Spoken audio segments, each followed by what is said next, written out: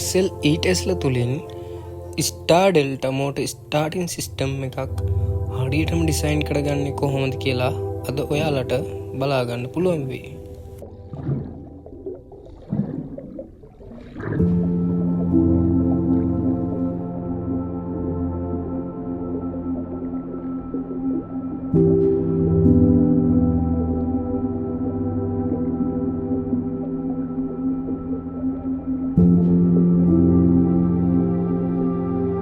ඉතින් මේ star configuration එක මෝටරයක් ආරම්භ කිරීමට අපි යොදාගන්නේ බේස් ටු බේස් වෝල්ටේජ් එක ලයින් ටු ලයින් වෝල්ටේජ් එකෙන් මූල තුනෙන් එකක්. එතකොට බේස් ටු බේස් වෝල්ටේජ් එක අඩු වෙනවත් එක්කම කරන්ට් ෆ්ලෝ එකත් අඩු වෙනවා. හයි ටෝක් ස්ටාර්ටින් මෝටර්ස් සඳහා මෙම ක්‍රමය භාවිතා කළ නොහැක.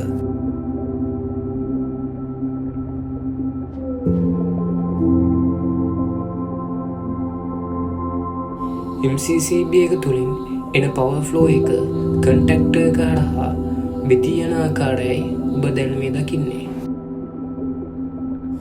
MCCB එකක් තෝරා ගැනීමේදී සාමාන්‍යයෙන් මෝටරේ ෆුල් ලෝඩ් කරන්ට් එකෙන් 125ක් පමණ වන උපාංගයක් ඔබ තෝරා ගත යුතුයි.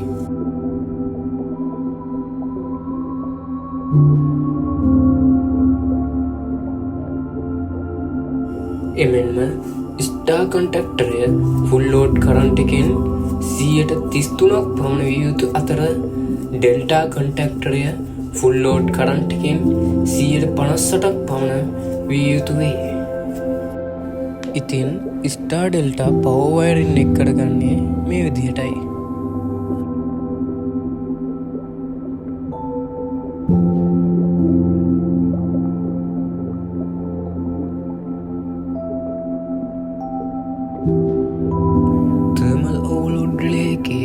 normal close point දෙකෙන් emergency button එකටත් මෙම සිස්ටම් එක ක්‍රියාත්මක කරවීමට අවශ්‍ය normal open push button එක කන්ටැක්ටරේ normally open points දෙකටත් මෙලෙස වයරින් කර ගැනීම සිදු කරනු ලබයි. ස්ටාර් කන්ටැක්ටරෙන් ඩෙල්ටා කන්ටැක්ටරේ වෙත මාරු වීම මෙම ටයිමර් රිලේ එක මගින් සිදු කරනු ලබන අතර එම කාලය සාමාන්‍යයෙන් තප්පර 5-10ත් අතර වේ. ඒ වගේම හෙවි ලෝඩ්ස් ඒ කියන්නේ ක්‍රෂර්ස් කම්ප්‍රෙසර්ස් සඳහා සාමාන්‍යයෙන් එය තප්පර 15-20ත් අතර විය හැකිය.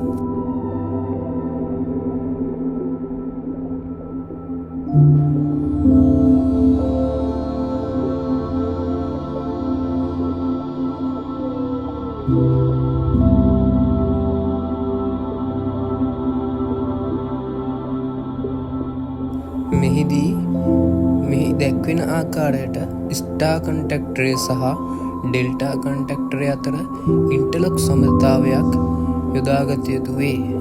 එයට හේතුව ලෙස මෝටරය ස්ටාර් අවස්ථාවේදී ක්‍රියාත්මක වන අතරතුර ඩෙල්ටා අවස්ථාවේද ක්‍රියාත්මක නොවිය යුතුයි.